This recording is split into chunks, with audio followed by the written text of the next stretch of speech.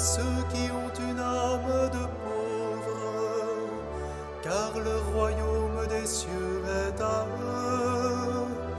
Heureux les doux, car ils posséderont la terre. Heureux les affligés, car ils seront consolés.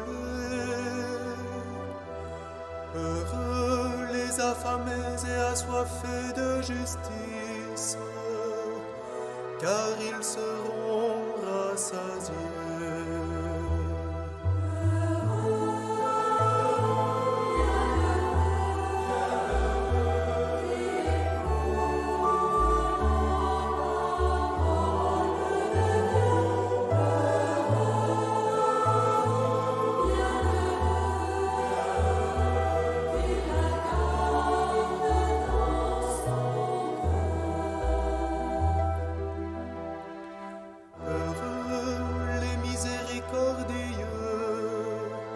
Car ils obtiendront miséricorde.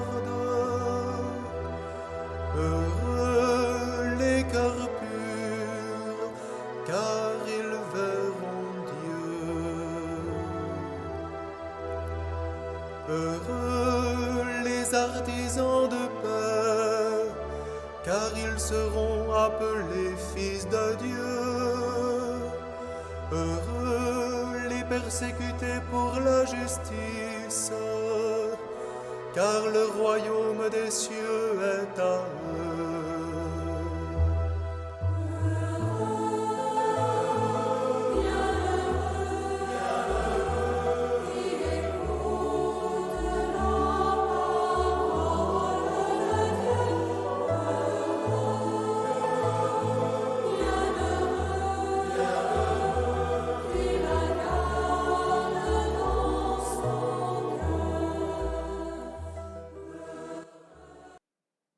Bonjour à toutes et à tous, bienvenue pour cette nouvelle vidéo intitulée « Dieu te délivrera de tes ennemis ».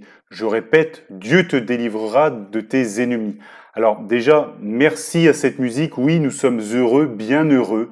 Notre Dieu est à nos côtés, notre Dieu est avec nous et nous écoutons sa parole. Alléluia! Alors, je suis heureux de vous retrouver pour une nouvelle vidéo sur le thème du combat. Quand on est chrétien, on fait face à de nombreux ennemis. Mais Dieu nous en délivre toujours. Amen. La Bible dit, le malheur atteint souvent le juste, mais l'Éternel l'en délivre toujours. L'en délivre toujours. Oui, parce que nous sommes chrétiens, parce que nous avons foi en Jésus-Christ, nous aurons des ennemis. Oui, des ennemis nous combattront, mais l'Éternel nous délivrera. Amen. Bien-aimé dans le Seigneur, il faut que tu comprennes, la Bible dit aussi, tous ceux qui veulent vivre pieusement en Jésus-Christ seront persécutés. Tous ceux qui veulent vivre pieusement en Jésus-Christ seront persécutés. Si tu as foi en Jésus-Christ, si tu aimes le Seigneur, si tu t'accroches à sa parole, alors oui, tu auras des problèmes. Oui, bien-aimé, la Bible dit, ils te feront la guerre, mais ils ne te vaincront pas. Donc, si tu veux vivre pieusement en Jésus-Christ, il y aura des problèmes, il y aura des combats. Amen. Jésus-Christ a dit, si quelqu'un veut venir après moi, qu'il renonce à lui-même, qu'il se charge de sa croix et qu'il me suive. La croix, c'est un outil de mort. La croix, c'est en bois, c'est rugueux, c'est lourd. Amen. Vous voyez, qu'il se charge de sa croix et qu'il me suive. La croix symbolise ici le fait que ce soit difficile. Amen. Et la croix, c'est aussi un outil qui était utilisé pour qui entraînait de la souffrance. Vous voyez ce que je veux dire? Tout ça est une image pour montrer vraiment que tous ceux qui veulent suivre le Seigneur seront combattus et qu'il y aura des problèmes. Amen. Les chrétiens n'aiment pas beaucoup parler de cet aspect-là, mais ça fait partie de la vie du chrétien. Un chrétien va avoir des problèmes. Mais Dieu, lui, nous a fait des promesses dans ses combats. Dieu dit, Jésus-Christ qui est Dieu dit, je suis avec vous jusque la fin du monde. Alléluia. Sache mon frère, ma sœur, que dans tes combats, oui, il y en aura, mais Jésus-Christ est là. Amen. Et là où il y a Dieu, il y a la victoire. Là où il y a Dieu, il y a la délivrance. Là où il y a Dieu, il y a la guérison. Là où il y a Dieu, il y a la gloire de Dieu. Amen. Oui, il y a des problèmes, mais Dieu dans tes problèmes est à tes côtés et il est là et il t'en délivrera. Alléluia. Mais oui, il y a des problèmes. Je me rappelle quand j'étais jeune chrétien converti, ça a été dur, ça a été difficile. Mais Dieu a été là et j'ai tenu par sa grâce. Et toi aussi, mon frère, ma sœur, tu tiendras par sa grâce. Mais sache-le, fortifie-toi, prends courage. Il y aura des combats et il faut tenir. Il y aura des combats et il faut avancer. En étant averti, tu seras plus fort. En étant averti, tu ne douteras pas du fait qu'au bout de l'épreuve, mon frère, ma sœur, au bout de l'épreuve, il y a la délivrance par Jésus-Christ. Alléluia.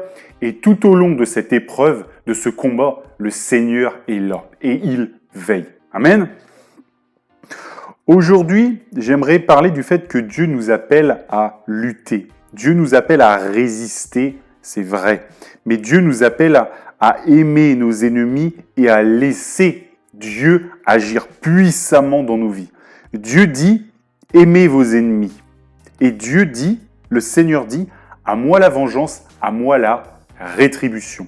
Amen. Donc lorsque l'on a des problèmes, il faut rester intègre et ferme dans la foi en Jésus-Christ. Dieu va nous délivrer. Amen. C'est souvent dans l'épreuve qu'est reconnue la foi. Mais dans l'épreuve, il faut avoir une certaine attitude. Il faut avoir la bonne attitude. Il faut dire, oui, j'ai des problèmes, mais Dieu est là. Oui, quand j'en avais pas, Dieu était là quand même. Et aujourd'hui, j'en ai, mais Dieu est toujours là. Mais je sais qu'au bout de cette épreuve, au bout de ce problème, il y a la délivrance. Au bout, il y a la guérison. Au bout, il y a le miracle. Au bout, il y a la solution. Amen. Et il faut s'accrocher, faire confiance au Seigneur. Dieu est là. Prends courage, mon frère, ma sœur. Donc, il faut vraiment s'accrocher. Mais certaines personnes, quand elles s'accrochent, elles ont tendance à faire du mal aux autres. Mais il ne faut pas faire du mal aux autres pour se défendre. Ça n'est jamais la solution. Il faut adopter la bonne attitude face à un problème. Amen. Dieu demande dans sa parole d'aimer nos ennemis. Comment peut-on dire que l'on aime quelqu'un si on va se battre, par exemple, physiquement avec lui s'il nous pose des problèmes? Il faut donc lutter, oui. Il faut résister, oui, mais ne pas se faire justice soi-même, comme on dit. Ne pas se faire justice soi-même. Parce que Dieu a dit qu'il nous délivrera et Dieu a dit à moi la vengeance, à moi la rétribution. Donc mon frère, ma sœur, beaucoup de gens passent à côté de leur délivrance parce qu'ils se font justice eux-mêmes en faisant du mal aux autres. Alors que c'est au Seigneur de faire justice. C'est au Seigneur de délivrer. Oui, on résiste. Oui, on est là. Oui, on reste confiant. Oui, on garde la foi. Mais c'est à Dieu que revient la vengeance, la rétribution. Et c'est à Dieu que revient la délivrance. Amen. Et vraiment, si nous rendons le mal par le mal, alors on ne vaut pas mieux que celui qui nous a fait du mal. Et Dieu, clairement, n'aura pas envie de nous délivrer. Amen. Donc Jésus-Christ n'a jamais rendu le mal pour le mal, mais il a toujours surmonté le mal par le bien. Et il a surmonté le mal à la croix. Alléluia. Donc on va parler aujourd'hui d'un grand homme de Dieu, du roi David. Dieu a dit de David, que c'était un homme selon son cœur. David était un homme selon le cœur de Dieu. C'est-à-dire que David, il avait une conduite, un cœur qui était proche de celui du Seigneur. Et cet homme n'a pas touché à tous ses ennemis. Il laissait agir le Seigneur. Il implorait la grâce du Seigneur. Il implorait la miséricorde du Seigneur. Quand il avait un problème, il voulait la délivrance de Dieu. Amen. Donc on va lire ensemble le premier livre de Samuel, chapitre 24, versets 1 à 16. Premier livre de Samuel, chapitre 24, versets 1 à 16. De là, David monta vers les lieux forts d'En-Guédi, où il demeura. Lorsque Saül fut revenu de la poursuite des Philistins, on vint lui dire « Voici David est dans le désert d'En-Guédi. » Saül prit 3000 hommes d'élite sur tout Israël et il alla chercher David et ses gens jusque sur le rocher des boucs sauvages. Il arriva à des parcs de brebis qui étaient près du chemin, et là se trouvait une caverne, où il entra pour se couvrir les pieds. David et ses gens étaient au fond de la caverne. Les gens de David lui dirent « Voici le jour où l'Éternel te dit « Je livre ton ennemi entre tes mains, traite-le comme bon te semblera. » David se leva et coupa doucement le pan du manteau de Saül. Après cela, le cœur lui battit, parce qu'il avait coupé le pan du manteau de Saül. Et il dit à ses gens « Que l'Éternel me garde de commettre contre mon Seigneur, loin de l'Éternel, une action telle que de porter ma main sur lui, car il est loin de l'Éternel. » Par ces paroles, David arrêta ses gens et les empêcha de se jeter sur Saül. Puis Saül se leva pour sortir de la caverne et continua son chemin. Après cela, David se leva et sortit de la caverne. Il se mit alors à crier après Saül. « Ô roi mon Seigneur, Saül !» Ô roi mon Seigneur, Saül regarda derrière lui et David s'inclina, le visage contre terre et se prosterna. David dit à Saül, « Pourquoi écoutes-tu le propos des gens qui disent « Voici David cherche ton malheur » ? Tu vois maintenant de tes propres yeux que l'Éternel t'avait livré aujourd'hui entre mes mains dans la caverne. On m'excitait à te tuer, mais je t'ai épargné et j'ai dit, je ne porterai pas la main sur mon Seigneur car il est loin de l'Éternel. Vois mon père, vole donc le pan de ton manteau dans ma main. Puisque j'ai coupé le pan de ton manteau et que je ne t'ai pas tué, sache et reconnais qu'il y a dans ma conduite ni méchanceté ni révolte, et que je n'ai point péché contre toi. Et toi tu me dresses des embûches pour m'ôter la vie. L'Éternel sera juge entre moi et toi, et l'Éternel me vengera de toi. Mais je ne porterai pas la main sur toi. Des méchants vient la méchanceté, dit l'ancien proverbe, aussi je ne porterai point la main sur toi. Contre qui le roi d'Israël s'est-il mis en marche? Qui poursuis-tu? Un chien mort, une puce. L'Éternel jugera et prononcera entre moi et toi. Il regarda, il défendra ma cause, il me rendra justice en me délivrant de ta main. Alléluia. Donc vous voyez ici, David fuyait. David fuyait au désert d'En-Gedi. Saül, donc, qui était à l'époque roi d'Israël, en voulait à David. Parce qu'il voyait que l'Éternel, que Dieu était avec David. Et il était jaloux. Et donc du coup, il voulait l'atteindre et il voulait le tuer. Donc Saül était parti en expédition contre les Philistins. Il est revenu, on lui a dit, voilà, David est dans le désert d'En-Gedi. Il est là-bas. Le roi a pris 3000 hommes et il a été dans ce désert pour essayer de trouver David, pour essayer de le tuer. David et ses gens, ses proches, ils se cachaient au fond d'une caverne. Et Saül, qui devait se reposer en fin de journée, a été se mettre dans une caverne. Et les hommes qui l'accompagnaient, les 3000 hommes qui accompagnaient le roi Saül, sont restés dans la caverne devant, mais n'ont pas fouillé la caverne. Et dans cette caverne, il y avait justement David et il y avait les gens qui l'accompagnaient. Et voici que Saül était donc seul face à toute la troupe de David qui était à côté, et donc du coup David pouvait l'atteindre, David pouvait le toucher. Amen. Cet homme, il faut savoir, ce roi l'avait poursuivi de nombreuses fois, et une fois encore, il était en train de le poursuivre. David avait donc deux choix. Premier choix, il pouvait courir sur Saül et il pouvait se faire justice lui-même. Il pouvait l'atteindre. Amen. Le deuxième choix, et c'est d'ailleurs les gens qui l'accompagnaient ont vu cela, ont dit voilà, l'Éternel, Dieu, qui est maître des temps et circonstances, a travaillé ta situation. Et il l'a tellement bien travaillé que là, il est entre tes mains. Tu peux donc l'avoir. Amen. Mais David savait que Saül avait été oint. Il savait qu'il était roi d'Israël et que l'Éternel l'avait oint. Et David a reconnu une chose. Il a reconnu une chose. Il a reconnu que ça n'était pas à lui. Ça n'était pas à lui de se faire justice. Et donc du coup, il a été auprès de Saül. Il lui a retiré un pan de son manteau.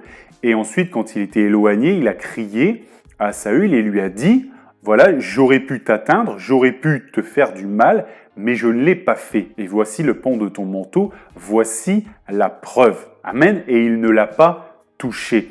Parce qu'il sait, Dieu dit, à moi la vengeance, à moi la rétribution.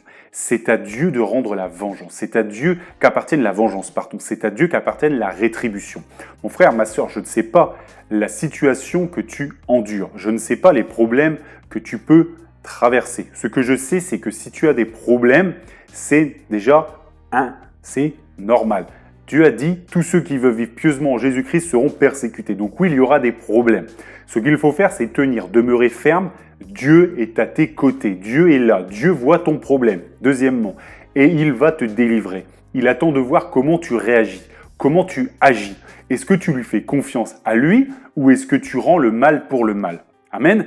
Mon frère, ma sœur, ici, David n'a pas rendu le mal pour le mal, mais il a surmonté le mal par le bien. Et mon frère, ma sœur, si tu surmontes le mal par le bien, Dieu est là, Dieu le verra, Dieu te délivrera et Dieu sera là pour toi. Amen. Parce qu'il verra que toi aussi, tu es un homme, tu es une femme selon son cœur. Amen.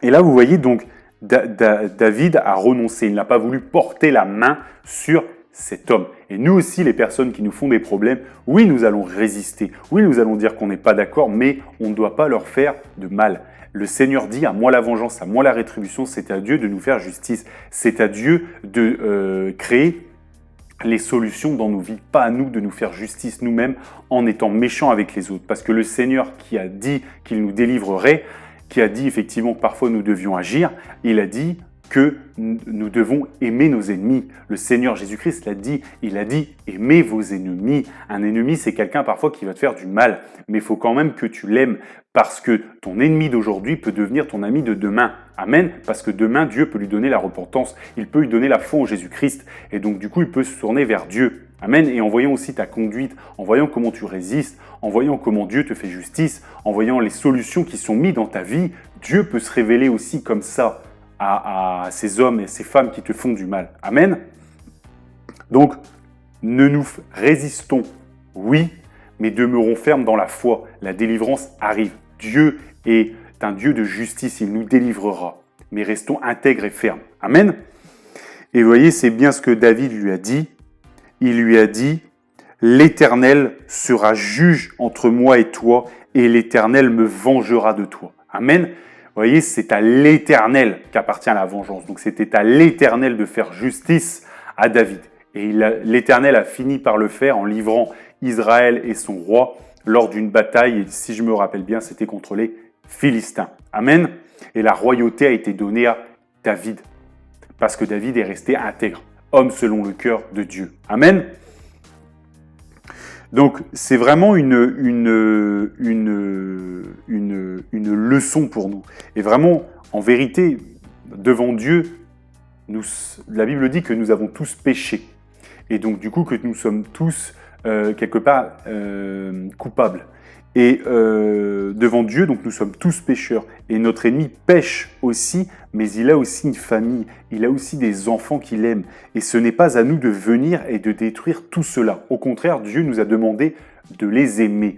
Et si Dieu a décidé de les atteindre, c'est lui seul qui doit le faire. Ça n'est pas à nous d'agir. Amen. C'est à lui d'agir ou de nous utiliser, mais ce n'est pas à nous de le faire. Amen. Seul en tout cas. C'est à Dieu seul que revient ce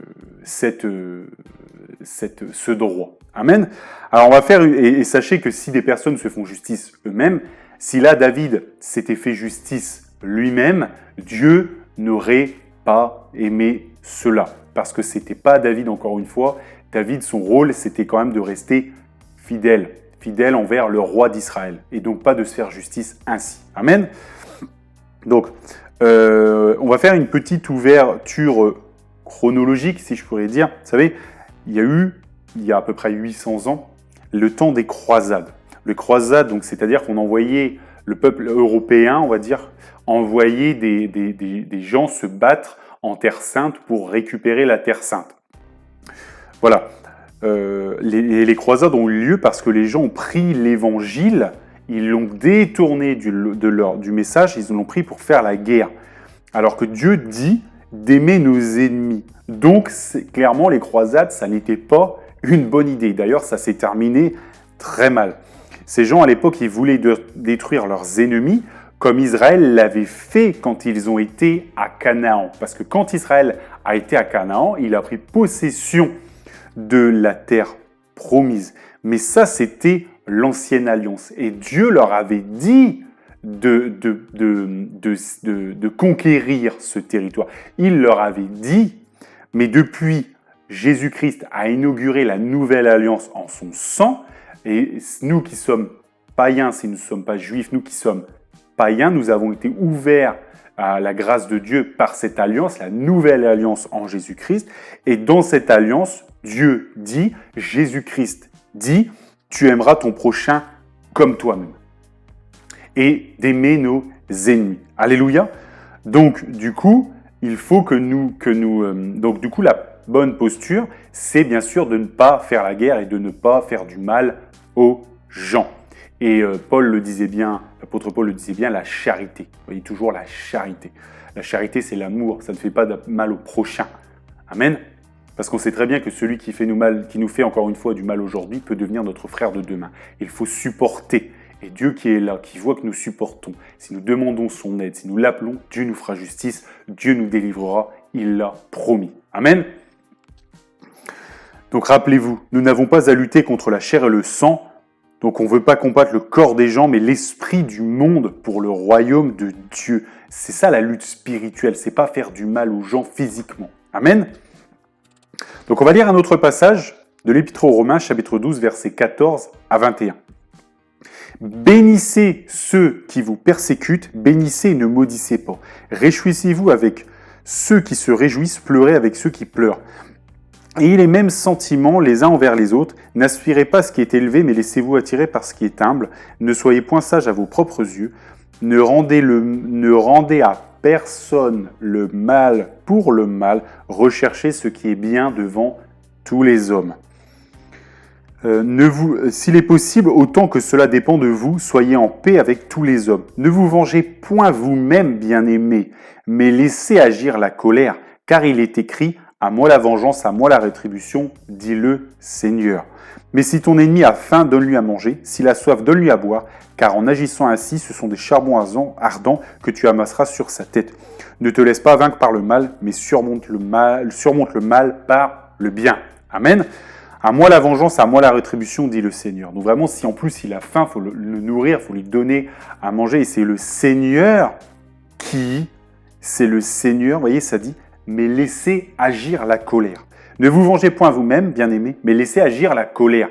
Qui va agir dans sa colère? C'est le Seigneur, parce que c'est le seul qui peut juger, c'est le seul qui juge. Amen. C'est le Seigneur juge les gens. C'est lui, c'est sa prérogative. C'est lui le roi des rois. C'est lui qui fait les lois. Et c'est lui qui juge. Amen. C'est pas à nous de juger. Parce que si nous regardons, nous aussi, notre parcours, ce que nous avons fait, la Bible dit, car tous sont péchés, ils sont privés de la gloire de Dieu. Donc oui, nous avons péché. Donc comme nous avons péché, nous sommes au même niveau que tous les autres. Oui, nous avons été réconciliés par Jésus-Christ. Oui, nous avons été sauvés par Jésus-Christ. Mais si nous n'étions pas venus à Jésus-Christ, nous serions comme les autres. Amen. Donc on ne vaut pas mieux que les autres. Donc ce n'est pas à nous de juger, mais c'est au Seigneur de juger. C'est au Seigneur de toucher. Et c'est au Seigneur de nous délivrer et de continuer à nous sauver comme il l'a fait à la croix et de nous travailler. Amen. Donc vraiment, à moi la vengeance, à moi la rétribution, dit le Seigneur, et surmontons le mal par le bien. Mon frère, ma sœur, dans tes problèmes, dans tes afflictions, demeure ferme dans le Seigneur. Demeure intègre. Dieu va te délivrer. Dieu est là, Dieu il t'observe. Dieu regarde comment tu agis. Est-ce que tu vas bien agir? Est-ce que tu vas mal agir? Est-ce que tu vas agir avec foi? Est-ce que tu vas rester quand même dans l'amour du prochain, même si c'est difficile, même si on t'a fait du mal? C'est tout ça qu'il regarde. Et si tu coches toutes ces cases, alors Dieu va te bénir, Dieu va t'élever, Dieu va te délivrer puissamment. Amen. Et il l'a fait avec David et il l'a fait avec tant d'hommes et de femmes. Amen. Donc on va finir avec une citation du Seigneur Jésus-Christ. Évangile de Matthieu, chapitre 18, versets 21 à 35 nous dit « Seigneur, lorsque mon frère commettra des fautes, donc les péchés contre moi, combien de fois devrais-je lui pardonner? Serait-ce jusqu'à 7 fois ?» Jésus lui répondit « Je ne te dis pas jusqu'à 7 fois, mais jusqu'à 70 fois 7 fois. 70 fois 7 fois, ça veut dire à l'infini. Tu devras toujours lui pardonner. Tu devras toujours l'aimer. Et Dieu, le Seigneur Jésus-Christ, malgré tous les péchés que nous avons faits, il nous a aimés. Et il les a portés à la croix et il nous a délivrés. Amen. Donc oui, même si des gens aujourd'hui te font du mal, même si aujourd'hui des gens pêchent contre toi, sache que Dieu est là, sache que Dieu le voit, sache que Dieu te délivrera. Et demain, cet homme que tu n'as pas touché pourra peut-être devenir ton frère. Amen. Et Dieu sera beaucoup plus prompt à t'aider si tu ne te fais pas justice toi-même. Parce que Dieu aide ceux qui lui obéissent. Amen. Il les aide puissamment. Amen. Mon frère, ma sœur, Dieu te délivrera. Reste ferme dans ta foi. Défends-toi paisiblement, sans animosité, sans rancune. Si ton ennemi s'entête, comme Saül l'a fait envers David, alors Dieu le détruira. Car le Seigneur a dit, à moi la vengeance, à moi la rétribution. Aie confiance en Dieu et il te délivrera. Alléluia. Que Dieu vous bénisse dans le nom de Jésus et que toute la gloire lui revienne.